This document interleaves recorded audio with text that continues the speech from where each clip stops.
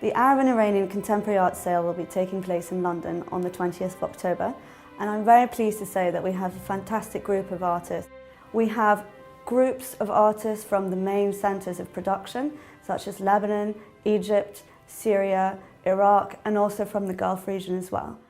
And we have a great selection of young contemporary cutting-edge artists. I'm really pleased that we have 3 works by Farhad Moshiri in this sale. Farhad Moshiri is an Iranian artist who lived and studied in California, but he's now based in Tehran, where he produces much of his work.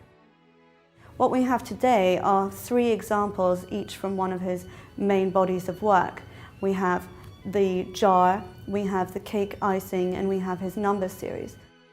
This is one of Farhad Moshiri's least austere jar paintings. It has softness to it, the gold colour, the peach colours that come through. It's called "Do Not Say It's Too Late, Your Love Has Not Been Forgotten," and that is the lyric from a popular song in Iran which decorate the jar itself. It is a typical example of him taking a symbol from ancient culture and representing it and recreating it to suggest the disintegration of traditional values and the rise of popular culture. I have to say this is probably my favourite cake icing painting that I've seen from Farhad Moshiri's works. So what we have here is a strong symbol of a Western culture, this almost Disney-esque Hollywood cake. The Persian wedding feast has a lovely concept. You sit upon the floor, the two of you together, with candles, spices that represent a metaphysical idea. It's meant to bring you luck, good fortune. There's a bowl of honey in front of you from which you both eat to represent the sweetness of your life together. And I think it's really a shame that is slowly being replaced by something else, something foreign. And the writing across the painting, "Born Yesterday," drives that home.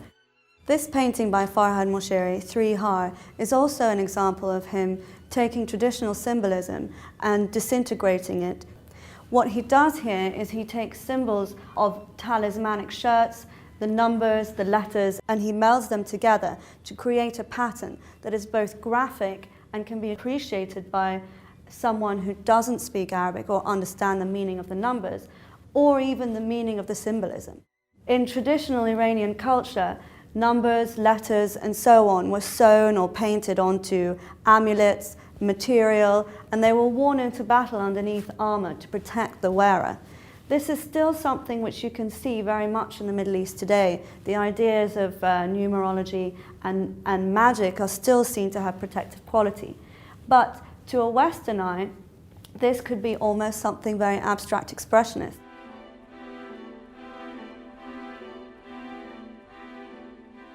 I'm so privileged to have been able to see this painting and work with this painting.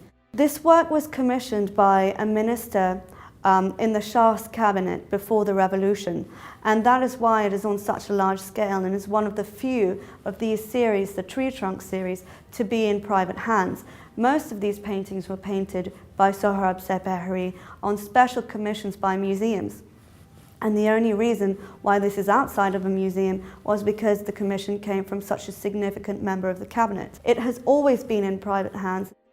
He was a shy character who was really moved by the landscape of his homeland, and he returns time and time again to the trees and to the desert. He spent quite a lot of time in Japan, and he was inspired by the masters from the medieval period.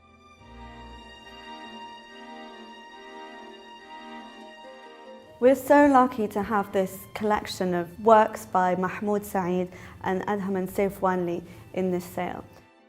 The collector was a contemporary of Mohammed Saeed. He was a dentist, but he was a real bon vivant. They would meet together in a salon that he had in his clinic, and they would play cards and discuss the world. And at the same time, Mohammed Saeed would sit and paint in the salon. These landscapes are really wonderful examples of Mohammed Saeed's work. They're a historical tribute to the artist and to his relationship with his friend, and show the time that they spent together.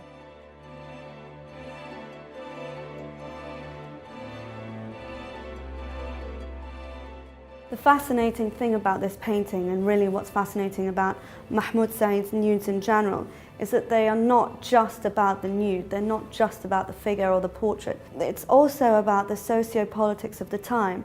Mohammed Saeed was an aristocrat, he was the uncle of the queen, so he was able to get around the legalities in a time and a period of Egypt's history where the masses were really very conservative, and even painting figures was frowned upon, let alone a nude. On top of that, it also shows how Egyptian society was changing. And I think this idea of women's emancipation and the strength of women at this time is implicit in these paintings.